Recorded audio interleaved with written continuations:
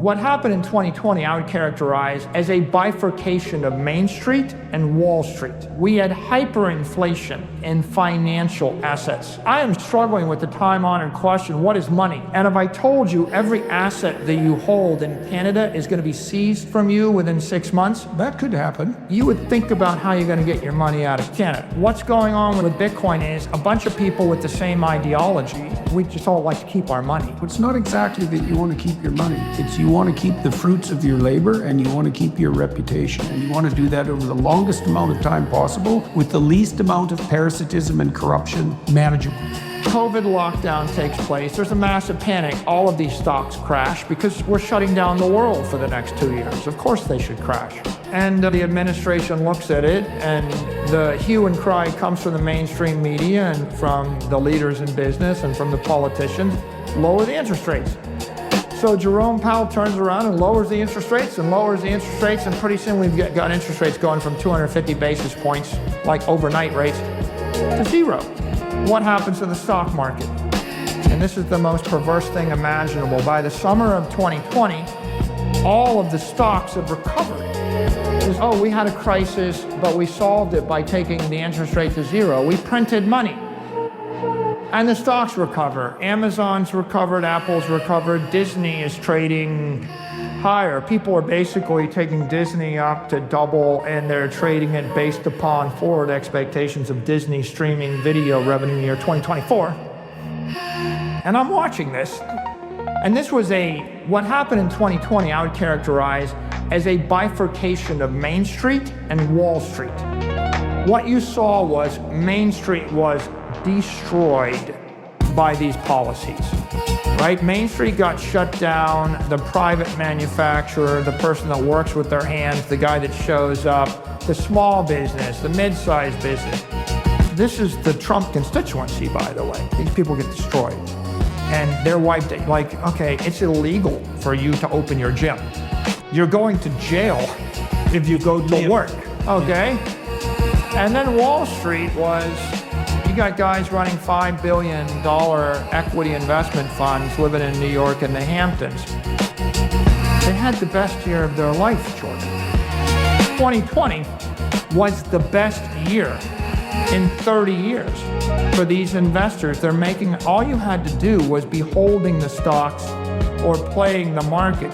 When interest rates go to zero, the P to E of any company that generates cash goes, it doubles, it triples. The cap rates on real estate doubled. So the perverse irony is you own a building, no one's in it, the value of the building doubles in 4 weeks.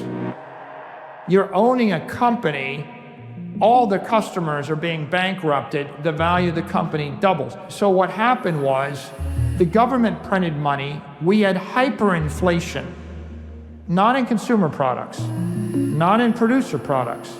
We had hyperinflation in financial assets. That hyperinflation meant that the stock market rallied, real estate rallied. If you owned a portfolio of real estate or a portfolio of stock, you got rich. And the thought that I had, which is this investment manager sitting on his floaty at his house in the Hamptons is having the best year of his life, and I'm having the worst year of my life. He's not working at all. He's literally not working at all. He's watching television getting rich, taking high fives. And I'm watching all these people I care about wiped out, destroyed, jailed, abused, bankrupted, fired, stripped of all hope. And then I have this $500 million asset and the interest rates go to zero.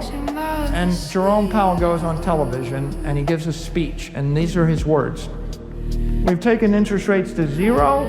I'm not even thinking about raising interest rates to the year 2024. So I was there and I thought, well, what can you buy? Can I buy real estate? And the answer is real estate just doubled in value over a few weeks because Jerome jacked the price of interest to zero. So that's not good.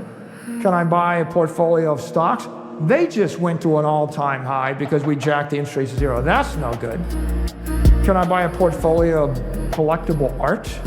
Oh yeah, good luck with, like, how do I find $500 million of Picassos and Monets attractively priced You're looking at a guy after 30 years in business and an engineering education, reasonably educated, but not a classically trained economist, not an Austrian economist. I am struggling with the time-honored question, what is money? I need a liquid, fungible asset which will store my economic energy for an indefinite period of time. And so what is money? I'm looking for money. And eventually I get to gold. And I'm thinking, should I buy $500 million of gold? And my attorney, he looks at me and goes, Mike, I remember when gold was $800 an ounce back in the 70s or the 80s, and then it went nowhere for 20 years, and you should be careful about that. And it might not, it's dead money. So I'm watching us strip the world back to the Stone Age, a devolution. And I'm staring over my pool, and I look at Eric, and I say, Eric, tell me about that Bitcoin thing again. And Eric was a crypto entrepreneur, and he had been investing in digital assets in crypto, and I had dismissed him 2 years earlier in 2018. I was like, oh, that's probably just a scam coin, that's gonna collapse. But everybody finds this if I tell you got 6 months to live, you would go looking for a cure. And if I told you every asset that you hold in Canada is going to be seized from you within 6 months, That could happen. you would think about how you're going to get your money out of Canada. Yeah, we already thought about that. And the point is, you didn't think about it for the 20 years of your career when it just wasn't the priority. Yeah. And then when you're faced with a crisis, a challenge, you start thinking. So I said, Eric, tell me about that Bitcoin thing again.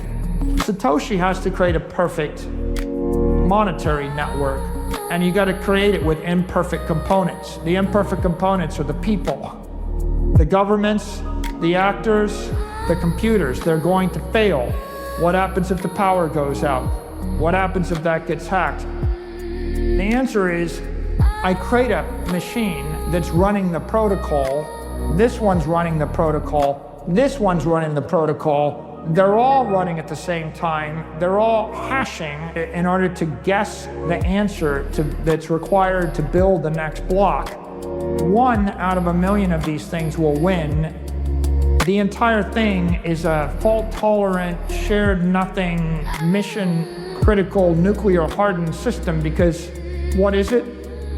It's a virus, right? It's an internet virus, a monetary virus, an ideological virus, and everyone that chooses to run the node is feeding the network, participating in the network. All of the miners are defending the network. But once you understand it like that, then you realize that what's going on with Bitcoin is a bunch of people with the same ideology.